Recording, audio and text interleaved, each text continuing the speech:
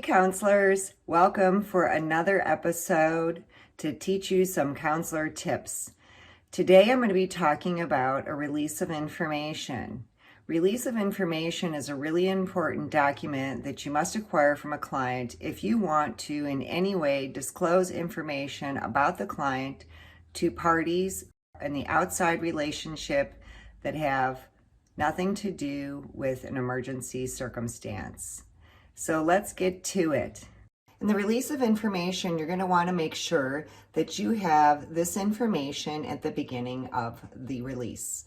You want the client's name, address, phone number, and the signature or authorization of the legal guardian if the client is deemed incapable of caring for themselves in cases such as being a minor or where competency has been removed from the courts for an adult.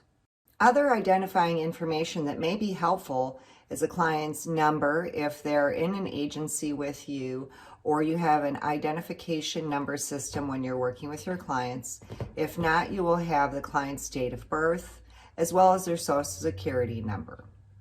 In the release of information, as you'll see on the document that I'm showing here, you will want to have indicated whether the client has allowed you to disclose and or obtain information and who the provider would be.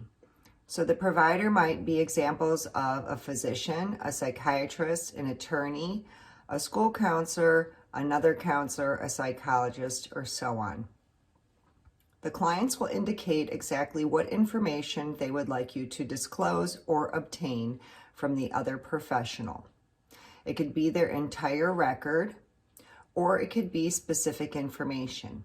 On this form I'm showing, it has attendance information, treatment recommendations, length of treatment, substance abuse evaluations, other assessments, a diagnosis, treatment plans, level of risk of harm to self or others, or any other general progress report of treatment.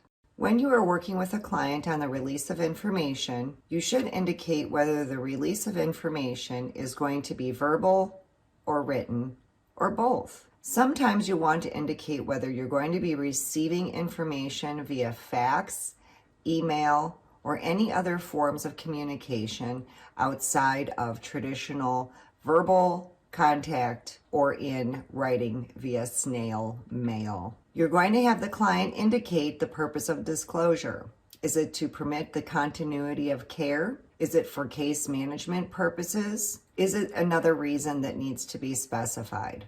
Remember to check your state law for the time frame in which your release of information will be valid. In the state where I practice, this release of information is only applicable for 1 year from the date the client signs it. It's imperative to inform the client that they have the ability to revoke this release of information at any particular time they wish, even within the 1 year time frame. As always, make sure you get the client's signature, you sign it as well, and make sure the client dates this form.